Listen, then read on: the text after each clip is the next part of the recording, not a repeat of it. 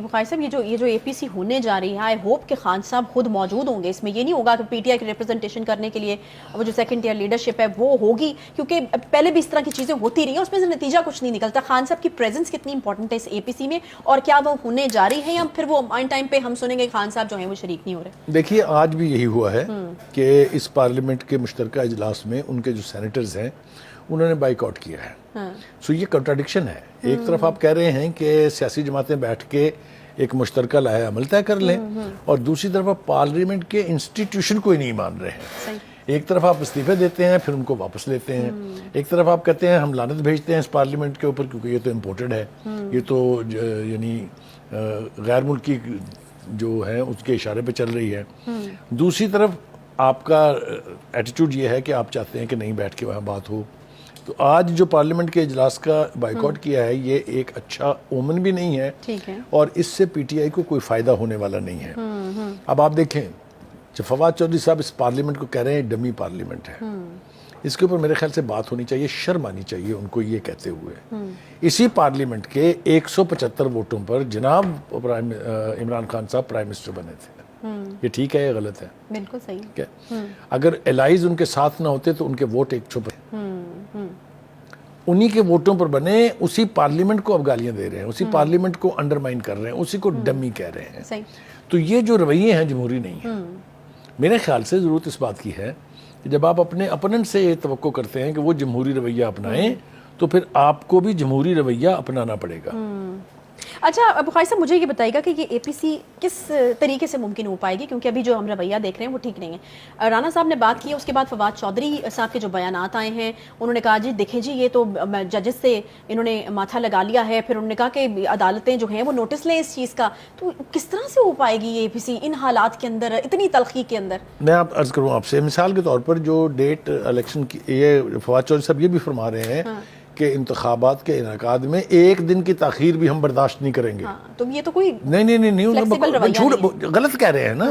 جو 30 اپریل کی ڈیٹ ہے یہ بھی اس 90 دن سے اوپر کی ہے، یہ بھی ان 90 دن کے اندر کی نہیں ہے. میرے خیال میں ان کا مطلب شاید اب 30 اپریل ہی ہے نا جو طے ہو چکی بھی ہے. لیکن یہ بات آج رانا ثناء اللہ نے بھی کی ہے کہ یہ تو بات بالکل ٹھیک ہے کہ الیکشن ہونے چاہیے، لیکن الیکشن کمیشن بھی ایک بااختیار ادارہ ہے.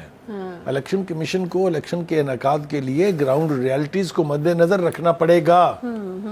دیکھیں نا آپ ہر ایک کا اختیار چھین کے اپنی مرضی نہیں کر سکتے. اے پی سی کی تجویز پازیٹیو ہے، ہم بھی اس کو کہہ رہے ہیں پازیٹیو ہے. اے پی سی کے لیے ذہنی طور پر عمران خان صاحب کو تیار کرنا زیادہ ضروری ہے. ٹھیک ہے. اور دوسری طرف سے بھی ہم توقع رکھیں گے کہ اس انیشیٹو کو ضائع نہ ہونے دیں. قائل ہو گئے ہیں خان صاحب؟ بھئی خان صاحب کی مرضی کے بغیر تو یہ لوگ یہ بیان نہیں دے سکتے نا. تو میں توقع کرتا ہوں کہ یہ اے پی سی جو ہے اس کی ہم اصل شکل دیکھ پائیں گے، کیونکہ ملک کو بہت سیریس چیلنجز درپیش ہیں. ایک طرف ہم آئی ایم ایف سے نمٹ رہے ہیں اس لیے کہ اکانومی ہمارے بس سے باہر ہوتی جا رہی ہے، دوسری طرف بہت ساری ایسی کوششیں کی جا رہی ہیں جس کا ہم بعد میں ذکر بھی کریں گے کہ پاکستان کو آئسولیٹ کرنے کی کوششیں بھی ہو رہی ہیں. تو اس سب کچھ کی موجودگی میں میرے خیال سے اتنا یونیلیٹرل رویہ اختیار کر لینا کہ آپ کسی کی بات ہی نہ سنیں، آپ کسی فورم پر جانے کے لیے تیار ہی نہ ہوں. عدالتوں میں آپ صرف وہاں جائیں، اس کی بھی بات کریں گے تفصیل کے ساتھ، جہاں آپ سمجھتے ہیں کہ کوئی خاص کیس نہیں ہے. جو اہم 3 کیسز ہیں اس طرف آپ رخ نہیں کرتے ہیں، اس پہ بات کریں گے. تو میرے خیال سے پارلیمنٹ کو بھی جو جس کو کہتے ہیں نا پلس آف دا پیپل، اس کو سمجھنا چاہیے. جو حکومت ہے حکومت وقت کو بھی چاہیے کہ سارے سٹیک ہولڈرز کو ساتھ لے کے چلیں. اگر اس طرح کا کنسنسس نہیں ہوگا تو نہ یہ پارلیمنٹ کا سیشن کسی طرف لے کے جائے گا، نہ عدالتوں کے فیصلے کسی طرف لے کے جائیں گے، نہ الیکشن کمیشن کو انڈرمائن کرنے کا فیصلہ کسی صورت بھی فائدہ مند ہوگا. میرے خیال سے خان صاحب کو اپنی اسٹریٹجی کو ریکنسیڈر کرنا پڑے گا، ری فارمولیٹ کرنا پڑے گا. خواہش سے بدراک ہو گیا خان صاحب کو صورتحال کا، ان کو پتہ چل گیا کہ ان کے پاس کوئی آپشن نہیں ہے. کیونکہ ہم دیکھ رہے ہیں آج کل تو وہ صرف ایک بات کر رہے ہیں کہ مجھے قتل کرنے کی سازش ہو رہی ہے، پلان بنایا جا رہا ہے حکمت عملی. ان کو نظر آ گیا کہ اب نہیں جو ہے وہ راستہ اور کوئی ہے ہی نہیں. اگر میں الیکشن چاہتا ہوں تو پھر بیٹھ کر ہی کسی ایک متفقہ تاریخ پہ بات ہو سکتی ہے، نہیں تو پھر اگر ایگوز کی جنگ ہے تو پھر وہاں سے تو پھر جو ہے یہ بات جو آپ نے کہی ہے، کاش اللہ کرے کہ ایسا ہو، اللہ کرے کہ ان کو ادراک ہو جائے کہ جو کچھ اب تک ہو چکا ہے، جو کچھ ہونے کی توقع ہے، وہ کسی صورت بھی ایک جمہوری معاشرے کے لیے سود مند نہیں ہے. اب وہ اپنے رویے سے, اپنے فیصلوں سے یہ ثابت کریں گے کہ ڈز اٹ مین کہ اس ملک میں پرامن انتخابات ہوں, صاف شفاف انتخابات ہوں, اور جس کو بھی عوام جس کی جھولی میں بھی اپنا ووٹ ڈالے وہ اپنا اختیار حکومت رکھتا ہو. اگر تو وہ اس بات پہ کنونس ہے تو میں سمجھتا ہوں کہ آج کی یہ جو آفر ہے اے پی سی کی, یہ معنی خیز ہو سکتی ہے, اس کا کوئی نتیجہ نکل سکتا ہے, اور جس طرح کا ماحول بنتا جا رہا ہے اس کو بہتری کی طرف موڑنے میں یہ معاون ثابت ہو سکتا ہے. سارا دار و مدار خان صاحب کے رویے پہ ہے, سارا دارالمدار خان صاحب کے رویے پہ. اور آپ کو نہیں لگتا کہ وہ جو آگے اور لوگ ہیں سیکنڈ ٹیئر لیڈرشپ, جس میں فواد چودھری صاحب تو جو ہیں وہ پیش شاہ محمود قریشی نے بھی آج بات کی ہے, ان کے رویے پر بھی ہے. وہ جس طرح سے پھر بات کرتے ہیں, آبویسلی وہ چونکہ زیادہ میڈیا کے سامنے بات کر رہے ہوتے ہیں, اسپوکس پرسن ہیں, وہ ایک ماحول بناتا ہے ایکچولی چیزوں کے حوالے سے. پھر جب یہاں سے بات ہوتی ہے تو پھر اس کا جواب رانا ثناءاللہ صاحب کو دینا پڑتا ہے. میں نے ہمیشہ یہ کہا ہے, اور آپ تو گواہ ہیں کہ ہر پروگرام میں ہم یہ کہتے ہیں کہ عمران خان صاحب کا قصور نہیں ہے, ہم ان کو مارجن دیتے ہیں. اور میں ہمیشہ ایکیوز کرتا ہوں ان کے ارد گرد جو وشس سرکل ہے اس میں جو لوگ ہیں وہ لوگ نہیں چاہتے کہ خان صاحب جو ہیں وہ کامیاب ترین طریقے سے, ایک اچھے طریقے سے, ایک آسن طریقے سے پھر سے مسند اقتدار کے اوپر براجمان ہو جائیں.